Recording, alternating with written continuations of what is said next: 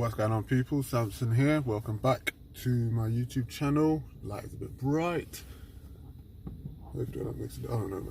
Anyway, welcome back to my YouTube channel. This is just a quick roundup in terms of what's going on in the world of football over the last couple of days. Anyway, before I get into it, guys, don't forget to hit the notification bell, the like button, all that good stuff. Let's get into it. Okay, so obviously the breaking news, the biggest headline in football news right now is Steve Bruce being sacked at Newcastle. Deep down, I mean, it was inevitable. I mean, like Thanos said, you can run from destiny, you can hide from it, but in the end, destiny comes all the same. Everyone knew Steve Bruce was going to get fired. I feel sorry for him, especially when you read the statements that he comes out with about him considering, like, obviously people were wanted him to fail, and him just being disrespected and being what's the word I'm looking for, mocked and trolled. That's it. He's been being trolled online, and just abuse, the verbal abuse that he's been getting, not only from Newcastle fans, but just football fans in general, mainly from Newcastle fans though. And you just feel like sorry for him. Like, you just, when you read these statements, you feel like you look at him like someone's dad and grandfather. You just feel like sorry for them. Like, it is really, like, no one deserves that. Okay, cool. Football can be an emotional sport, and us fans take it to heart when our team does really bad. We get it, but sometimes when you go out of your way to verbally abuse someone, whether it be online or in person, it's just, there's no need for that, honestly. So I do feel sorry for Steve Bruce, but it was inevitable that he was going to get fired when the new owners came in, and they were going to get someone else. I don't know who's been linked. Obviously, like, names have been mentioned. Apparently Antonio Conte is been rude, but has distanced himself from the job because he wants the Man United job. That'll be interesting to see what happens with that. But yeah, now Steve Bruce, man, I just feel sorry for him.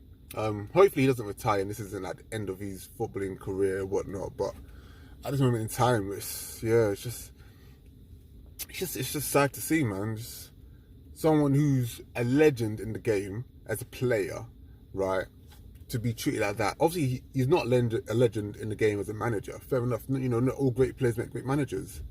It's evident, you know. But at the same time, you know, he's still a human being, like some sort of decency or decorum, you know, just some bit of respect, you know. Like, it goes a long way. It doesn't hurt to give someone a bit of respect. You know, whether you want them at your club or not, just like respect them as a human being, for goodness sake. So yeah, no, yeah. So, and obviously, Alan St. Maximin came out with a nice, lovely post as the party message to Steve Bruce, which was good to see. It's nice to know that not all the players were against him, but yeah, man, it is sad to see. And whoever does take the Newcastle job, they're gonna have some work on their hands, because that is not going to be an easy feat, honestly. That Newcastle job is going to be a madness. The rebuilding job that's going to be needed at Newcastle is going to be crazy and interesting to see, actually. As a football fan, it'll be fun and interesting to see. So yeah, going to keep an eye on that one. Obviously, Champions League week. Boy, how can I say, Liverpool, Naby Keita. Well, firstly, I was going to say Liverpool got off, 3 wins out of 3 on the road. I think that was our third away game as well. We scored 3 goals. 3 wins out of 3 on the Champions League group stage, sitting top.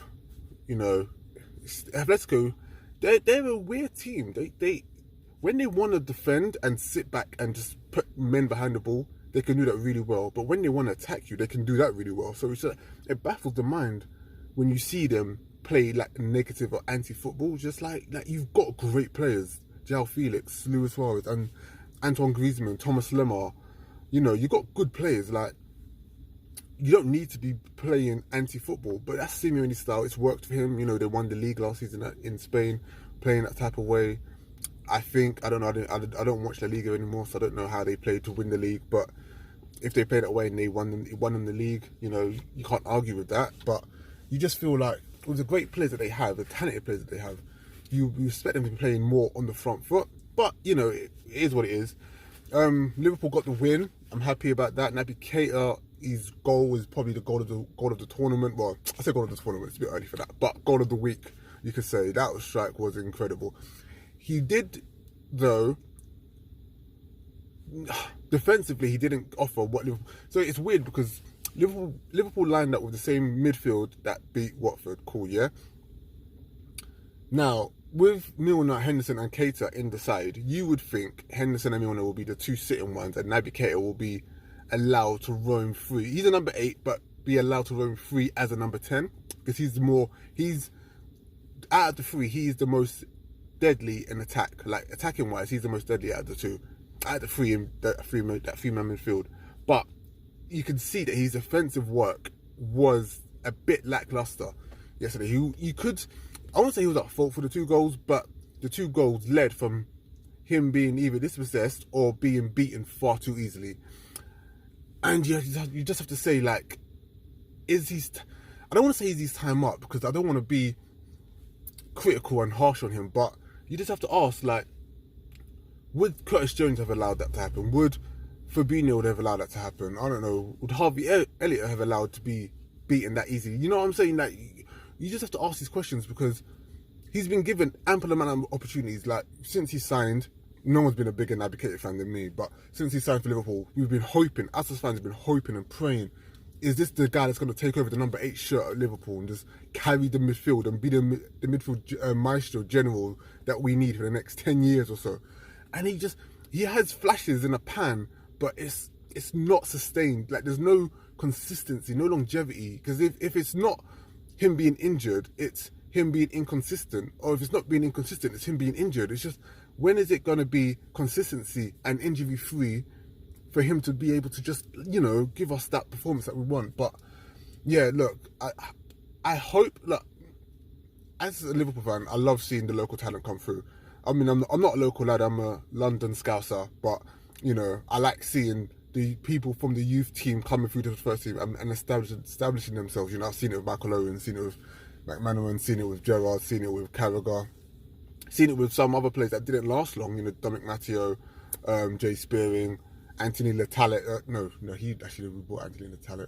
But yeah, Neil Mellor. We've seen players come through, and obviously not, you know, they never lasted long at Liverpool. But I'm hoping that someone like Curtis Jones, right? I feel like he can be he's not as good as Foden yet, but I feel like he can be a good midfielder for Liverpool in the future. And if he is fit, I will happily have him start on the weekend against United as opposed to Naby Keita.